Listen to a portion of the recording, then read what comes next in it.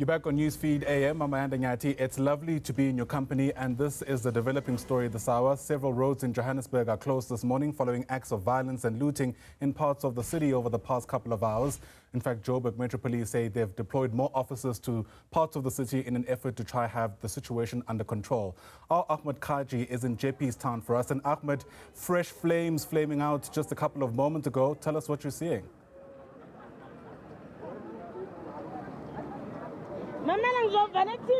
Yes, Ayana, good morning. It's been a very rough morning over here in Jeppes Town, especially on Jewel Street.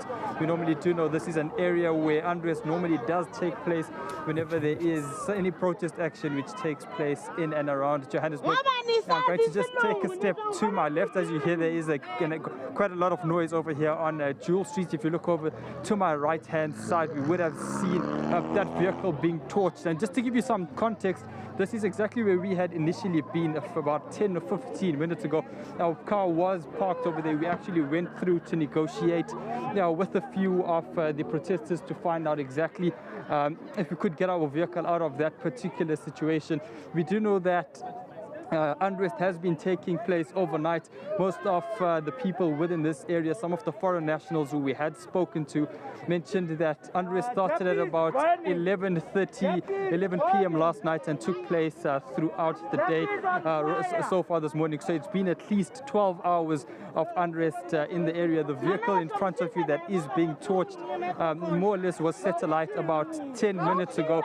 Beyond that, if you look down about 300 or 400 meters down the road, there's another group of people protesting.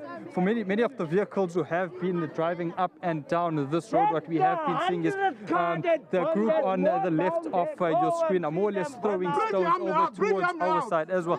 As you can see, people are exceptionally upset on that front as well. There seems to be a lot of unrest. Many of the people who we have spoken to, like we have seen over on the KZN highways as well, it has been a situation of former President Cyril Ramaphosa calls for President Cyril Ramaphosa to be released from prison. Yes, there is a lady who would like to perhaps provide us with some of her sentiments. Ma'am, what would you like to say? Our things are getting lost. Our things are getting lost. No. For this, yes, we must ban alcohol because we want alcohol, not the car. Yeah, bro. And as you can see, things are getting relatively tense over here by a number of crowds as well. We normally do see that groupthink normally kicks off in a situation like this. So at times it may be perhaps one element of the protest being towards President Cyril Ramaphosa, but these normally extend into a number of other factors such as overall looting. It seems to be the destruction of property as well. So perhaps it may start off as one particular piece of unrest, just speaking towards the release or the calls for the release of former President Jacob Zuma from prison. But this obviously has a number of other knock-on factors that many people bring their grievances to. This is obviously speaking towards topics such as foreign-owned shops, foreign-owned nationals being in the area and considering trade. Many locals do believe that this happens to be sometimes a case of foreign nationals taking their jobs and taking their customers.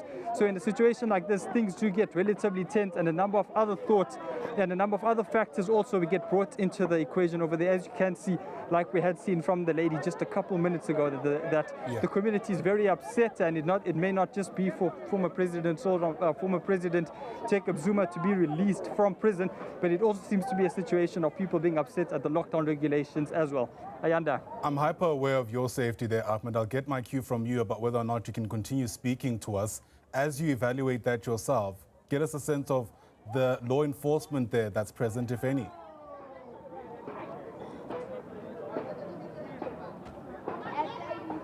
Yes, Ayanda. So earlier on, we had seen law enforcement coming onto the area. There was the firing of rubber bullets, and we had seen law enforcement armored vehicles taking place and more or less doing their patrols in the area. About 20 minutes or so just before that vehicle was torched, law enforcement had made their way out of the area. So rubber bullets had stopped being shot at protesters on that front, and I think that's where the situation over here started to escalate with stones being thrown at foreign nationals and foreign nationals to protesters as well. So the unrest picked up and escalated significantly as soon as law enforcement had left the area about 20 minutes ago.